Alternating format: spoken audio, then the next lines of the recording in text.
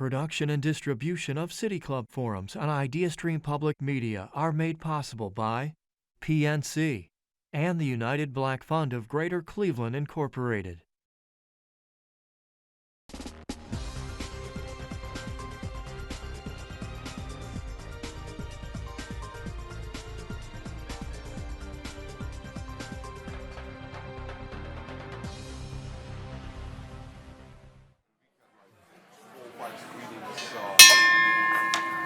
Pardon me. Good afternoon and welcome to the City Club of Cleveland, where we are devoted to conversations of consequence that help democracy thrive. Today is Friday, March 24th. I'm Dan Moulthrop. I'm the Chief Executive here and also a member. And I'm pleased to introduce and moderate our forum today.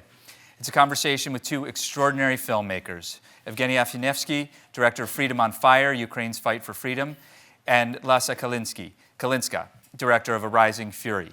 Both films are part of this year's Cleveland International Film Festival, the 47th Cleveland International Film Festival, which runs through next weekend at Playhouse Square. Here in the United States, the war in Ukraine entered the cultural lexicon last February when Russia invaded the country. But for those living in Ukraine, the 2022 invasion is only the most recent escalation in an ongoing fight for peace and freedom. In her film, A Rising Fury, Lesya Kalynska takes viewers back to 2014, when the war between Russia and Ukraine began, captures a portrait of resistance in Ukraine during the years before and through the 2022 invasion. The film provides an intense look at the tactics taken by Russian forces to infiltrate Ukraine and make possible the devastating invasions to come. In Freedom on Fire, Evgeny Afanevsky follows the 2022 invasion from the ground and highlights the experiences of everyday Ukrainians, parents, journalists, and volunteers who are trying to adapt to their new normal of living in a war zone. It's an honest portrayal of the hardships Ukrainians are experiencing in the early days of the invasion and continuing to experience today. Both documentaries situate the current conflict in an appropriate historical context as well. Not just the connection to the 2013 Maidan Revolution, but also the centuries of tension that have characterized the relationship between the Ukrainian and Russian states. We're going to talk about these films, the war, the struggles of the Ukrainian people, and the receptions these films have found around the world, from the Vatican to Tribeca to other places in between. If you have questions for our guests, you can text them to 330-541-5794. That's 330-541-5794. You can also tweet your question at the City Club, and our staff will work it into the second half of the program. Members and friends of the City Club of Cleveland, please join me in a warm City Club welcome for Evgeny Afanevsky and Lesya Kalynska.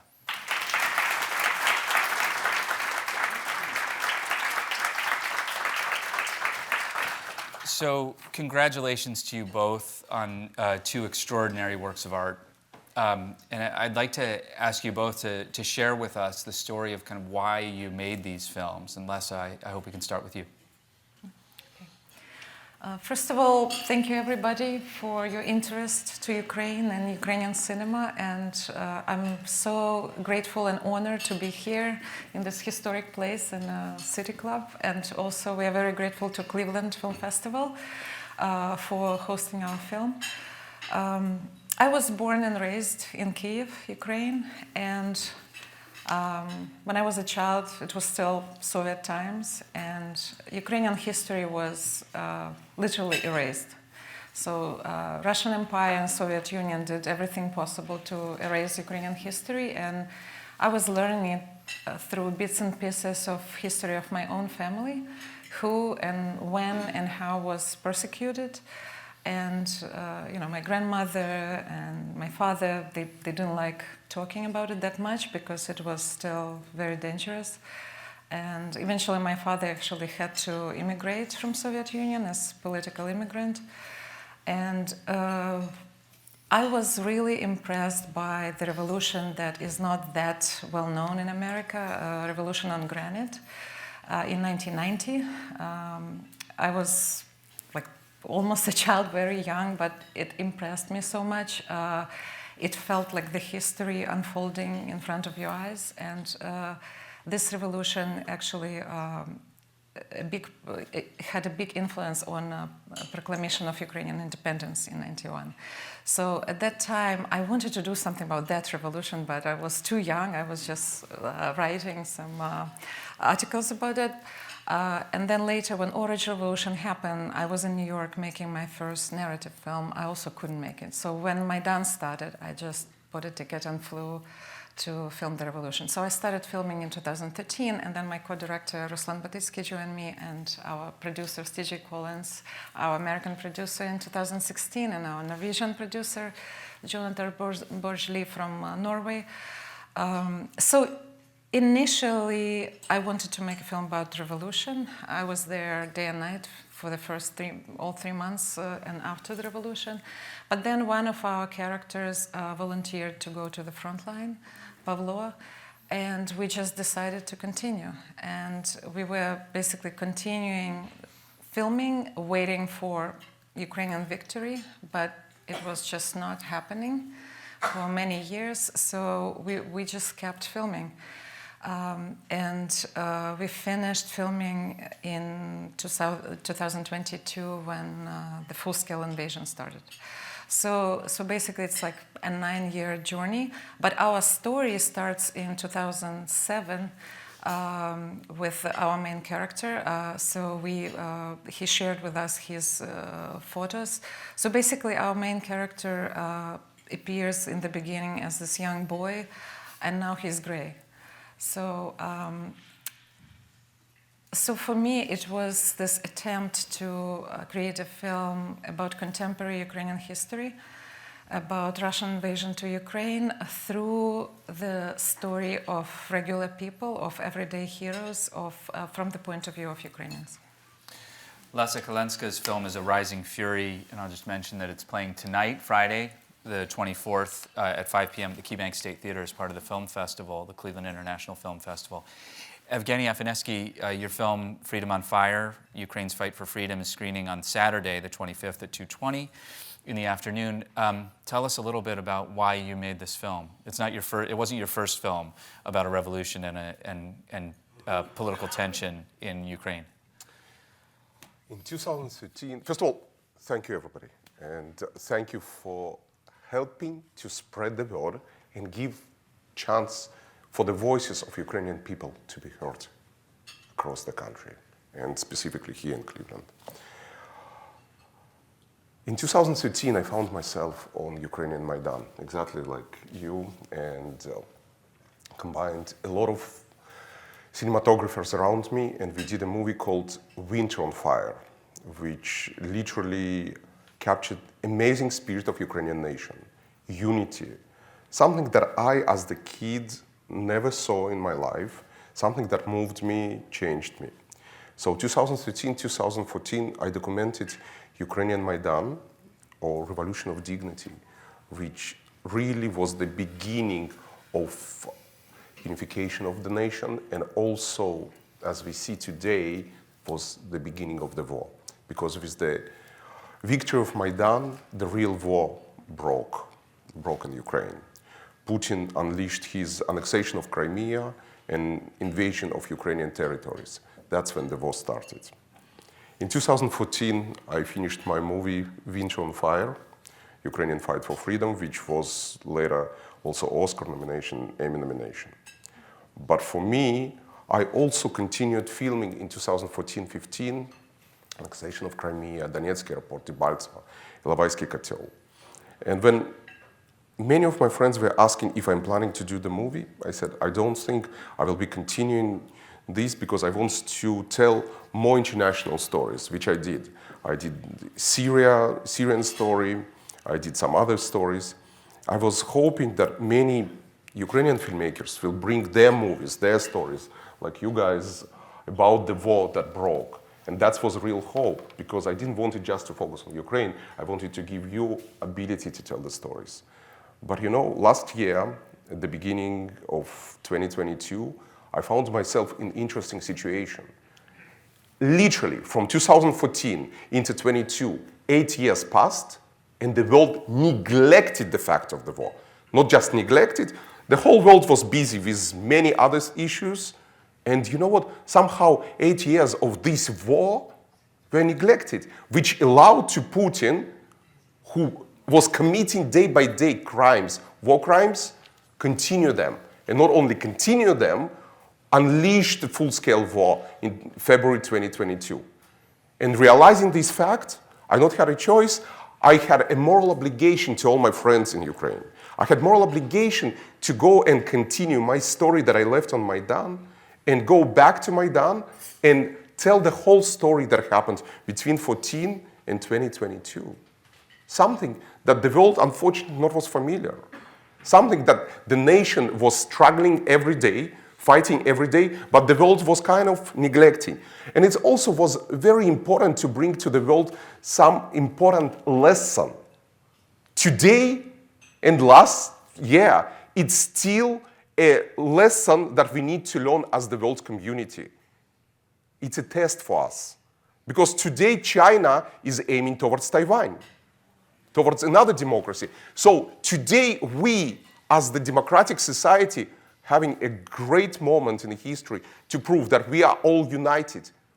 In 2013-14, these people united on Maidan and showed that the voice of the people can change the history. So that's why I immediately went back to Ukraine in 2022 and decided to show through the human stories, through the mothers, through the volunteers, through the doctors, what's happening there on the ground, and bring this to the world's eye to awaken people, to make them to wake up and stand for the democracy. Because when you will see your movie or my movie, you will understand Ukrainian people through the history, through the centuries, were standing for democratic values. They were a shield to European Union when Batu Khan was trying to invade Europe, and Ukrainian nation stood as the shield. So today they're standing again as the shield towards Europe, towards the world. They're not just defending them. They're fighting for their future, but they're defending the democracy of the world. So that was the reason to go. Evgeny Afidevsky, you're not Ukrainian. No. Could you talk about briefly what it means to you as somebody who was born in the Soviet Union to make this movie that is to make this movie and tell this story? I was born in former Soviet Union and I left in 1991, before the collapse.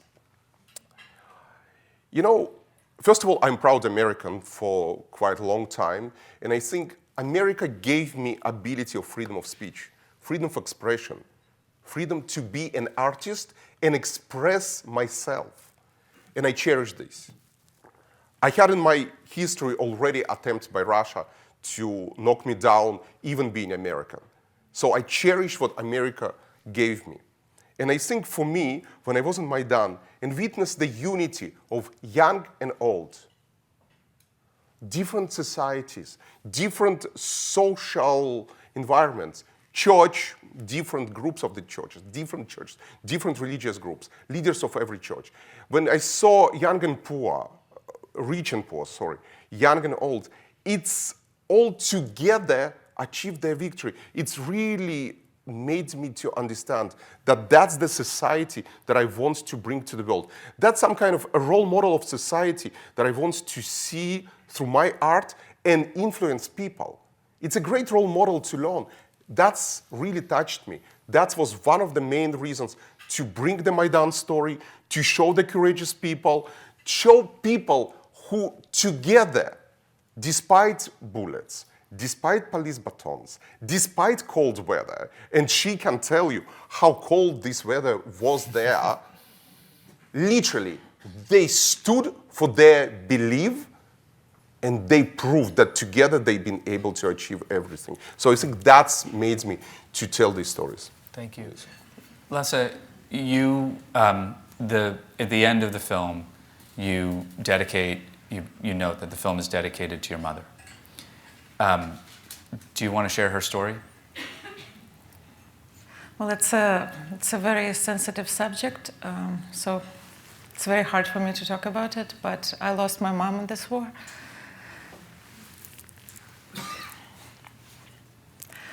So she was an established scientist, and endocrinologist. She didn't want to leave from Ukraine. She was there on every Maidan. She was there on a student revolution. She was there on Orange Revolution. And she was there during this Maidan. And she was a mother founder of Institute of Endocrinology, and she just didn't want to leave. She's like, what is going to happen to the science? Because science in Ukraine was in a big crisis. So we were there for 5 months right before the war and trying to convince her to come with us to America. And she said, no, I don't want to leave from my country. And then when Biden was already talking about invasion, many people in Ukraine still didn't believe in this full-scale invasion. Even us, we were making this film for 9 years. There was still hope that it's not going to happen. I mean, just an image that Russian tanks will come from Belarusian border, like straight to Kyiv, and it will take like a very short time. It was just so surreal. It's like from anti-utopian novels. We just couldn't believe in that. And actually, the tanks were passing her house. So I was born and raised in Kyiv, but then actually during the revolution, we decided to move to Bucha. So she was in occupied Bucha. And during 3 weeks, like days and nights, we were trying to evacuate her. I was calling all my friends, all my characters who were on Frontline, trying to evacuate her, but it was impossible to enter Bucha because they were shooting civil cars, they were killing civilians. So several of my friends tried to make it, but they were stopped at checkpoints, so they didn't make it. But then we found somebody inside Bucha who helped, who found the last car, and so just by miracle we evacuated her from Bucha, and then we were fighting for her health for 3 weeks. And I was begging her not to watch news when Bucha was liberated, but she said it will be not fair. So she watched the news, and when she saw the news about gang rapes of women and children and executing people and torturing and destroying this beautiful little town, her heart stopped. So it's also very personal for me, and I think there should be international tribunal for war criminals, and it's very important because one of the last words that she said, how can you live in the world where such evil is unpunished? And I said, Mom, we have to punish them.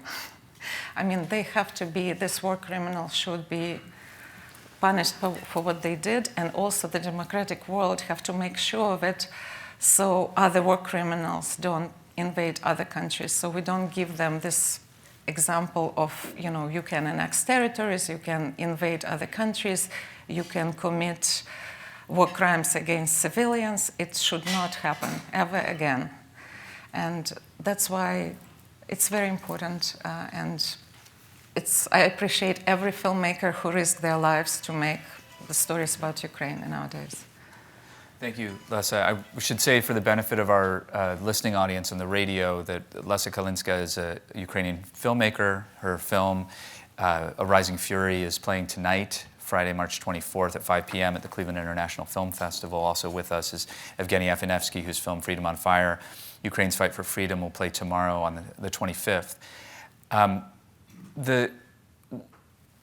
Both of your films, in many ways, and to just pick up, Lesya, where you just stated that, you know, that crimes should not go unpunished. Both of your films, in many ways, are exercises in truth-telling, in examining the truth and examining the nature of the truth, because there is so much disinformation involved in this war in particular, perhaps more so than other wars, and certainly in different ways than in other wars. And Lesya, I wonder if you could talk a little bit about the way that your film explores that. Can I take a breath? You can. Do you want to, okay, Evgeny, why don't you talk first then? You know, I think today's dictators took a great lesson from somebody who invented propaganda. And I'm talking about Putin successfully adapting the playbook of Goebbels, Joseph Goebbels, who invented this in 1939. Same Goebbels said, take a lie, big enough, repeat it over and over, and it becomes truth. And the same Goebbels also said that the truth is an enemy of the state, which not only Putin, but many others, I don't want to go through the list of the names, many others successfully adopted. I think since 2010, Russia started really to crunch the truth in former Soviet Union. And towards Maidan, we all, filmmakers who've been on the ground of Ukraine, we already saw how this untruthful propaganda that comes from Russian TV machines was successfully dividing families. I remember how when I was finishing Winter on Fire, I still was considering to do something, how the situation winning of Maidan divided families. I'm sure you're familiar with this thing because some families, older generation was watching Russian TV and younger generation was watching exactly what was happening on the ground, and the families were divided. And it's, again, another thing that these dictators learned from the ancient Rome, divide and conquer. That's another great rule that they're trying to apply today. I can see how today propaganda of Russia trying to divide European Union from United States inside of the Europe, where they're trying to adopt different narratives against the United States. So in my movie, I specifically try to show that today's war that we are facing, it's World War III at the beginning. It's maybe a harsh statement that I'm doing right now, but until we will realize that every century gives us a dictator. In 1812, we had Napoleon, who had imperialistic ambition, and this imperialistic ambition ended badly. We know all of this. In 1939, 1945, we had another imperialist who tried to exercise his ambition, imperialistic ambition. We know how it ended. Today, I guess this century gave us Putin. We know it will end badly, and yes, persecution will come. Maybe for him, maybe for all his gang. So I pray that it will literally come to him and all who was involved to this situation. But it's also important to remember that it's not just Putin responsible for that. It's also the society that allowed him to become Putin, to become this monster. Now, in my movie, I'm trying to emphasize that today's World War III is the hybrid war. You do have missiles, you do have bombs on the ground that are killing people, but you also have a media, a camera that became a weapon. And it's important to remember that in today's world, propaganda not need visa. Propaganda can reach our borders and cross them without American visa. And we may sometimes not feel this, but it's surrounding us. It's easy piercing borders of European Union. So I try to emphasize this in my movie and to show contrast of both sides of this war. And it's important for me to show how the machine of propaganda is working against Ukraine and against the world. And you can see it in my movie. And for me, it's important because it's essential part of this war. Something that we don't understand, but it affects us. And for us, it's important to understand how we can protect against the propaganda. Because we also, through the last years, saw how the propaganda works against us in elections. So I think it's important to remember that Russia unleashed this war against the world. And we are all affected by this. Thank you. Lesya. Thank you. Yeah, I want to continue what Evgeny just mentioned. We have to remember that totalitarian regimes of today are consolidating right now while we're having this lunch. China, Russia, Saudi Arabia is also leaning towards that direction, Iran, and they have a lot of money and they have a lot of power. And it's easy to tell the lie, but it's very hard to tell the truth. They use millions and millions and millions and millions of dollars to create propaganda, to multiply lies. And we were witnessing it, right? Like how in 2013-14, the world was supporting Ukraine and Maidan. But then when the war started, this Russia started making all these false narratives about civil war.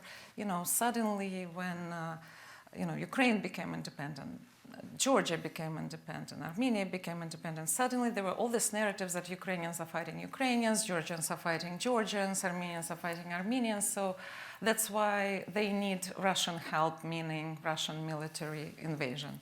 So, and why I'm saying it's so hard to tell the truth, because we have this huge machine of Russian and Chinese propaganda, right? And what do we have in Ukraine? We have a couple of documentarians. Independent filmmakers. Yeah, it's funny, but it's not funny. Basically, I started filming Maidan just with the help of my family. And then some people joined, and then we applied to Sundance, and some Ukrainian organizations supported. Razum for Ukraine, for example, was one of the first supportive organizations. So it was community. Again, it was filmmaking community and Ukrainian community who supported us with grants. But how do you fight with independent filmmaking against such machine? So I felt during all these years, and it was one of the reasons why it took so long to make this film, because after the revolution, during several years, it was so challenging to get any financing. And shooting a war is very expensive. I mean, filmmaking is expensive art, but filming a war, it's a very expensive process. You get a car, and then this car is unusable. You get equipment, and then equipment is destroyed.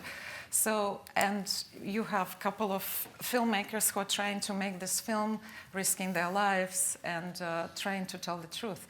Also, just to tell this story, right now we have almost 500 hours of footage and many characters, and it was very challenging and very hard to choose which storyline are we keeping in the film and what are we cutting from the film. And understand the story was difficult. For example, we are unfolding the story of how Russian agents were manipulating and basically zombifying Ukrainian youth in the East, creating these military camps called Strike Ball, and actually turning Ukrainian boys from broken families into separatists. So, but nobody knew about it. It was this hidden strategy of hybrid war that the world was not aware about, and we were learning about it while filming. So to actually discover the truth, to film it, to make it happen, it takes years, a lot of effort. But to tell the lie, it's just, it's much easier for the regimes. What you've just mentioned is an extraordinary part of the story that you tell, and I want to describe a little bit. I realize that for those of you in the room here today, I think many of you understand the history. There's a lot of people listening on the radio who are Googling Maidan right now, and they're not sure how to spell it. And I think it's important to remember that there were these series of revolutions, and ultimately Maidan was a moment where the people of Ukraine were very clearly saying we are orienting ourselves towards Europe. They were carrying the flag of the European Union in the square, and that shifted everything and meant that that Yanukovych, who was aligned with Russia, was ousted. And a democratic revolution was actually in place, but that began a whole series of efforts by Russia to undermine those efforts. And you've just described this thing, and from my understanding, Russia was sending agents who were trying to recruit one of the characters in your documentary. And the strike ball that you mentioned is a sort of military training exercises where, sort of war games that young people would have, putting on military gear, pretending to be in the military and capturing each other's, going against one another, but really as a way to just build this sort of esprit de corps among a group of young people so that they could then sort of turn them into military tools, essentially. Is that accurate? Yeah. And that was happening throughout the East, the Donbass, and in these areas where we were then told by Russian propagandists that there were Nazis that they were fighting against. Right? That's the story? Yeah. Yeah. So we haven't mentioned Nazis until now, which is fun.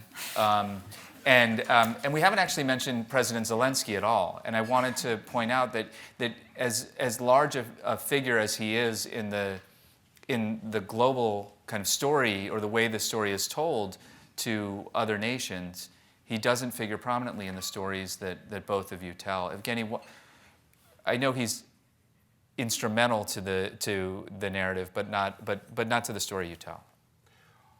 I met Volodya, because for me, he was Volodya since 2016. I met him as an actor, and I was finishing my other movie in between in Ukraine, and I met him, and we became friends.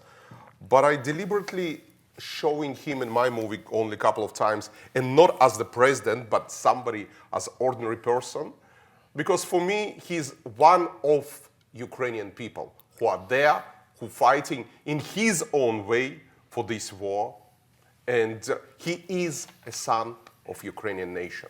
So that's why, for me, I not was focusing on him as the president. Trust me, he not missing attention. He gets this attention. He gives speeches. But I think, for me, it was important to show how ordinary people dealing with this war, how they're fighting. Because for me, heroes are the Ukrainian people at the end of the day. It's Ukrainian people who went on the streets and showed that they can change the history. It's Ukrainian people. It's the mothers who every night praying that their child will wake up tomorrow morning and fighting for the life of their kids. To connect to mothers like here in this room, that every day enjoying a smile of their child when the child wakes up. Doctors that on the grounds of the war, without anything saving lives, to connect to the doctors here in the hospitals where they have everything to save lives. Volunteers, journalists, many other ordinary people who are every day, and of course soldiers, who are every day fighting in this war, in this injustice war. So for me, it was important to show ordinary people and connect them to ordinary people across the globe. And journalists, I think I'm going back to the narrative, I'm fight for the truth. I'm going back to this, and I want to add a couple of things. I dedicated this movie to the journalists because last year, March, April, were the most difficult months for me and for my friends, and many of them gone. You can tell this, that Ukraine lost in March, April, the most big amount of the journalists, photojournalists, documentarians. It was a real fight for the truth. And Russia was hunting all of us there because Russia wanted to really destroy every voice of truth that trying to bring evidence of the war crimes. So the biggest amount of the journalists, photo reporters, the biggest amount of the documentarians were killed there in March, April last year. So I dedicated my movie to all of these people who've been trying to fight for truth, who've been trying to enlighten the world about what's happening. So that's another argument about how Russia tried to destroy the truth and bring all their false claims. So, and another thing that I wanted to add to Lesya, because in Ukraine, the government supports only a small amount of filmmaking. It's really tough for them, and I've been there. I'm considering myself still American filmmaker. I've seen how difficult for them to make movies. It's really harsh because they are collecting money through the different campaigns, but it's all on them, through their families, through their friends, how they're making the movies. And we need to support them. I know that at the beginning of the full-scale invasion last year, I asked Netflix, who was presenting Winter on Fire since 2015, and Reed Hastings, the owner, gave first $1 million to Razom, and I knew that this literally helped to push things together. So really, we need to support independent filmmaking, we need to support Ukrainian voices who trying not only to document the history, but to preserve the history. Because all totalitarian regimes trying to rewrite the history in their own ways. And it's important to preserve the history because we can finally learn from the lessons and prevent history to repeat itself. Dana. We've got to go to questions from the audience right now. So, so if you do have a question, we'll have microphones out here. And I want to remind our listeners as well that we're joined by filmmakers Evgeny Afinevsky and Lesya Kalynska, whose films are playing at the Cleveland International Film Festival this weekend. We welcome questions from everyone, City Club members, guests, students, and those of you joining via our live stream at cityclub.org or our radio broadcast on 89.7 IdeaStream Public Media. If you'd like to tweet a question, you can tweet it at the City Club. You can also text your question to 330-541-5794. The number again is 330-541-5794, and our staff will work it into the program. Let's go to our first question, sir. It's actually not a question. I'd just like to correct the record, Dan. Thank you. You said that Yanukovych was ousted. He was not. He had an agreement with the opposition. It was brokered by Poland, the EU, to have an election in December of 2014. So Yanukovych, so the listeners might know, fled. His security abandoned him. He saw the writing on the wall. So he was not ousted because there were democratic processes at work. He fled. Perfect. Thank you. Appreciate the correction. Next question.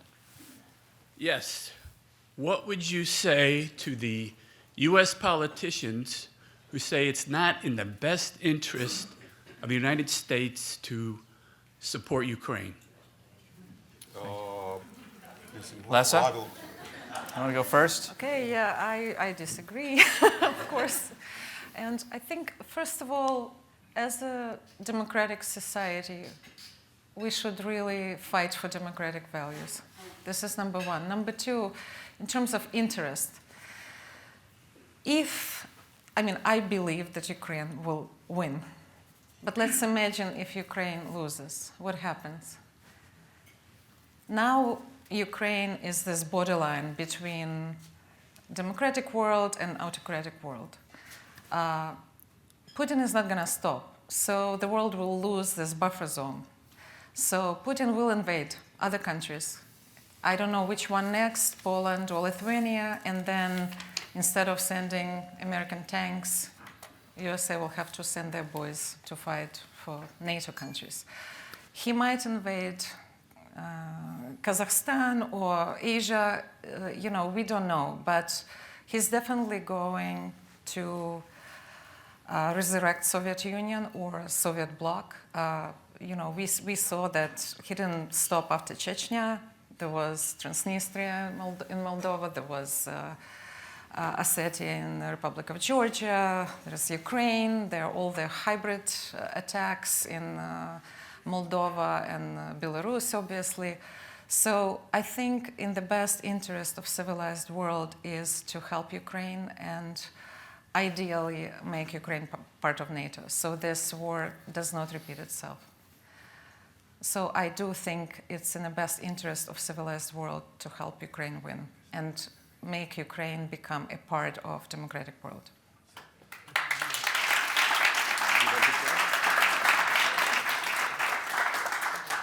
They already said many things. I just want to be more brief. I had a conversation with Michael McCall, congressman, who today is chairman of the Foreign Affairs Committee of the Congress. And Michael said, after watching this movie, Michael McCall, who was watching this movie at the Halifax Security Forum, he said, when we're helping Ukraine, we're helping America by literally fighting our enemy without losing even one American life. And it's true. Because at the end of the day, exactly what she said, if tomorrow Putin takes over Ukraine, next will be Poland, Baltics, Moldova, and many other countries. Exactly like Hitler in Second World War. That's the imperialistic desire. Now, if you will follow the Russian state news, you will literally hear from them talking about going towards all these countries, plus they threatened multiple times already Germany and many other European countries. So at the end of the day, their imperialistic desire is open and they're talking about this. So it's in our best interest to help Ukraine win and destroy our enemy, because they already on our ground through the media, and I mentioned this before. So we need to prevent this. Now, there is also a serious nuclear threat, but I want to take a step back. It was a Budapest memorandum where we actually signed a guarantee to Ukraine to defend them. So how about that? We forgot about this. So we are responsible for them not developing certain type of weapons. So we, as the big brother, need to stand for them right now. It's our obligation. Next question. Well, first of all, thank you very much for your presentation and for your work. As a filmmaker, I'm sure you have a very unique perspective on the events. You see the granular details through the lens of the camera, but you also need to step back and see how those events unfolding in perspective of the modern history. And this brings me to my question. What message do you have to those communities and countries who are still undecided which part of history they belong to, and who view the events in Ukraine as a regional conflict? What would be your message to them? Thank you. Slava Ukraini. Героям слава.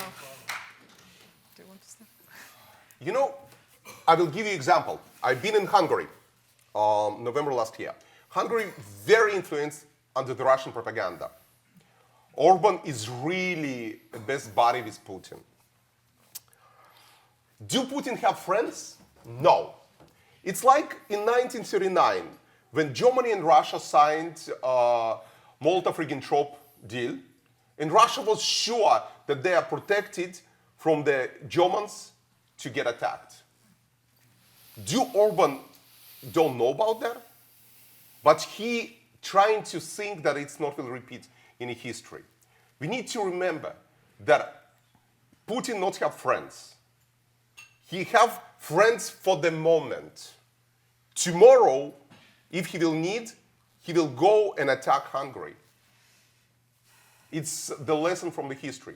So I think what we need to bring as the message, and what I trying to bring from the message, from my movie, I want to remind to the world, the only way to win today is to be united. Every dictator trying to divide the world. I saw it how narratives through Russia already divided UK from European Union. I spoke with so many people in UK, and they don't understand how come the Brexit happened. But then you're learning about narratives that were literally put it together. Then you're learning about narratives, how Russia put it, the narrative inside Spain, the famous separation between Spain and Catalonia. It's divide and conquer. I see right now, I just returned from a huge trip with the movie. I've been at the Frankfurt, I've been at the Munich Security Conference, we had a screening. I've been in Vatican, in Warsaw, in Kiev, in Lithuania. I've been through tons of the cities, in Ireland. I see how, for example, Russia right now trying to separate EU from America. So the only way we can win this is to be together. Like people on Maidan being together. You know, on Maidan was a big poster. You probably remember this. Big drop of water. And under this drop of water, it was a sign. Each of us is a drop of water. Together, we're an ocean. And together, people on Maidan, as an ocean, changed the course of history in Europe. So only together we can win it. Separately, each of you can be tomorrow on a place of Ukraine. Ukraine is the second largest country in Europe. Can you imagine that today they're in the middle of the war? Today they are fighting for their future, for the future of their kids. So any country today can be in this war. Pope Francis, I'm going back to one of my previous movies, when I was working with him, he said, refugees can happen to you and to me. Today it's them. Tomorrow it's maybe me. So it's important to remember this, that tomorrow it can be you. And if you're not standing as the big family together, who will stand for you? Yeah, I think that we cannot appease aggressors anymore. We have to stop them because, if we see how our neighbor's house is at fire and don't help, then next day our house will be on fire. And, it's just so interesting how people in the world watch Lord of the Rings or watch Game of Thrones and they believe in all this beautiful stories, but it is happening right now, and Ukraine is Castle Black. It's this wall that is holding White Walkers, but if the wall is gone, then White Walkers will be in your home. That's what I would tell to these countries, that totalitarian regimes are very dangerous, and if we don't deal with this situation, tomorrow will be much harder than today. Because Europe and America could face tens of thousands of refugees leaving, not just from Ukraine, but let's say from Kazakhstan or from Poland. And the West will still need to help economically to all these countries suffering. It's better to contain it now, when it's still not too late. I think humanity should not wait until millions of people die. Humanity should stop it now. Have your film screened at other festivals? What has the response been from audiences? We premiered at Tribeca Film Festival, the premiere was in Lincoln Center. Then we had Buffalo Film Festival. Then we traveled to Europe, Sweden, Norway, Poland. Then we are here, and we were also doing impact campaign, which. If you're not familiar with the concept, is that the film is just kind of beginning of conversation that help change.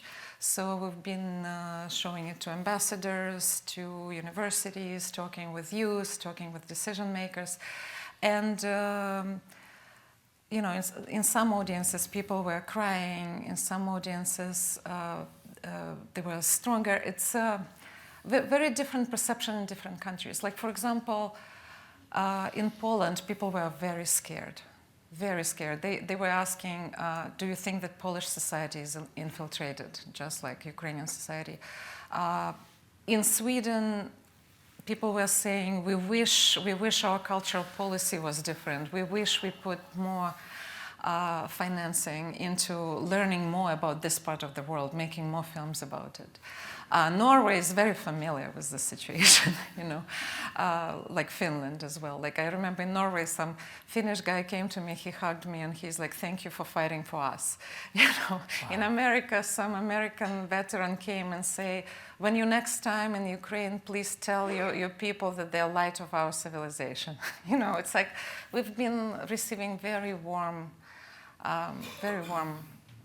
reactions, and we are very grateful to America for supporting Ukraine, because you're supporting not just Ukrainian lives and Ukrainian protecting their land, but you're also supporting democracy itself. We started with the premiere at the Venice Film Festival, then we had Toronto, then we had Mill Valley, Seattle, Hamptons, Savannah, and many European film festivals. Then we returned back to US. We also tried to target our government and the governments across the globe. We did presentation at the Halifax Security Forum. Recently, we did a Munich Security Conference. I literally, a week ago, had a presentation, a little bit more than a week. I had a presentation in the US Congress. Michael McCall, chairman of the Foreign Affairs, who actually, together with Senator Chris Coons, saw it at the Halifax Security Forum. They brought it to the Congress, and Michael tried to bring all his colleagues from the Foreign Affairs to see the movie. I think, talking about reactions, if American congressman and senator spending 4 hours on watching something and participating in conversation, it's a huge victory for me as a filmmaker. Because usually they spending 15 minutes and it's already achievement for us, for the humans who coming to literally talk to them. But we had our before the movie to our movie, and then our Q&A that they both were literally participating and listening. That was during the Halifax Security Forum. We just had Michael McCall day before he and I traveled to Kiev on the Munich Security Conference, when Michael literally was talking about prosecution and the crimes. And in fact, Michael on 21st of February was in Bucha, because with the Prosecutor General, he's working on a bill of the war crimes right now. So it was pleasant to see how the movie can impact politicians and awaken their consciousness. And I think what Lesya just mentioned, for us filmmakers to have a movie that is AAA, activism, advocacy, and action, or creating a call for action, is really important thing. When we can create call for action, that the audience, and for me, at every Q&A, audience, somebody from audience always asking, how we can help, what shall we do to stop this madness? So I think for us filmmakers to see this reaction, and almost on every Q&A I had it, no matter if it's abroad in Europe or if it's here in the United States, it's a big achievement, because we can cause action from the ordinary people to do something for Ukraine, to do something for the Ukrainian people, or to do something on their local space, to call to their politician, or to call to somebody who can do something to contribute to stop this, or to spread the true word about this situation, what's happening in Ukraine. So that's what was for our movie. If I may add just one more thing. I think Yes. what cinema can do something that news cannot. Cinema takes you where you've never been before emotionally. So of course, films educate, films show you, like for example, in our film, we start from 2007 and our last shot is from 2022. So we tell this big story, but we also make you feel like our main characters, because it's mostly cinema verite film. We were sleeping with them in the same rooms. We were with them during the massacre. It's just we are following our characters in this real cinema verite scene, so people can live the life of somebody else and feel it. And I think this is what is the power of cinema. I want to add something. Compared to the media and news, where you see bits and pieces sometimes, our movies have basically a full story. We are a comprehensive story. We are telling you a story from the beginning till the end, compared to the news that every day taking you to different small segments somewhere on the front lines. But the war is not just on the front lines. The war sometimes goes through the centuries. And for example, I bring in the whole beginning of the Kiev and Russia, and starting from there at a certain point, to literally bring the main point, again, against propaganda, that it's not Moscow started the first. It's Kiev and Russia. It's Kiev being older than any place in the former Soviet Union.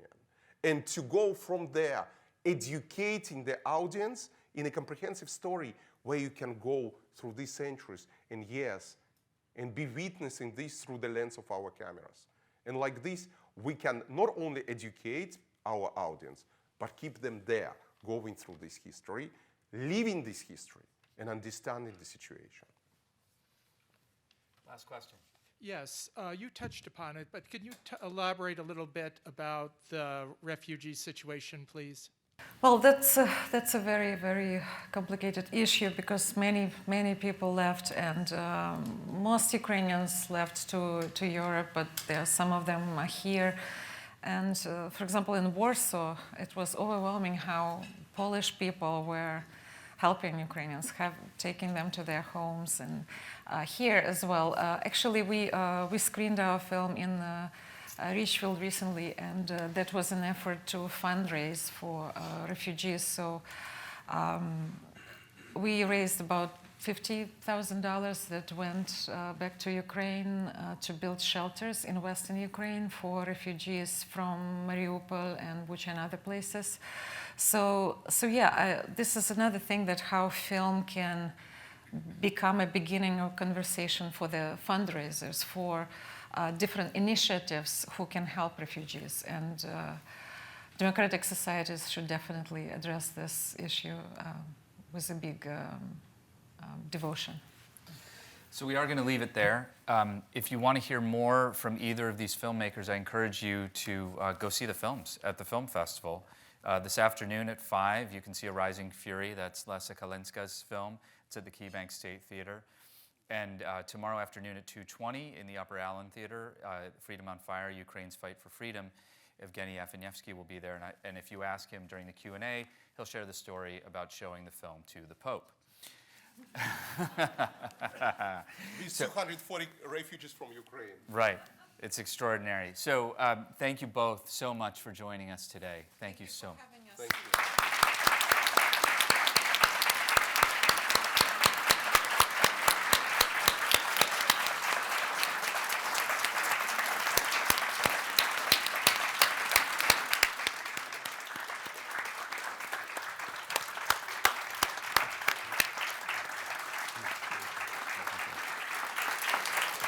For the benefit of our listening audience, I'll say that that is the sound of a standing ovation.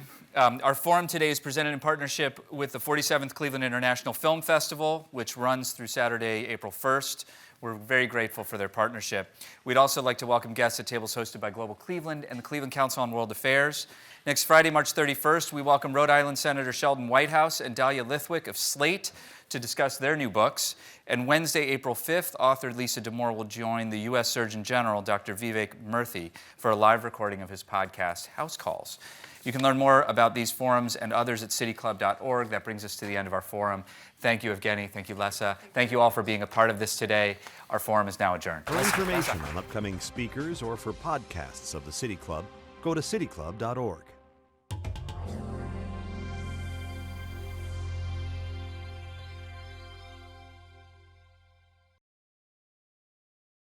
Production and distribution of City Club forums on IdeaStream Public Media are made possible by PNC and the United Black Fund of Greater Cleveland, Incorporated.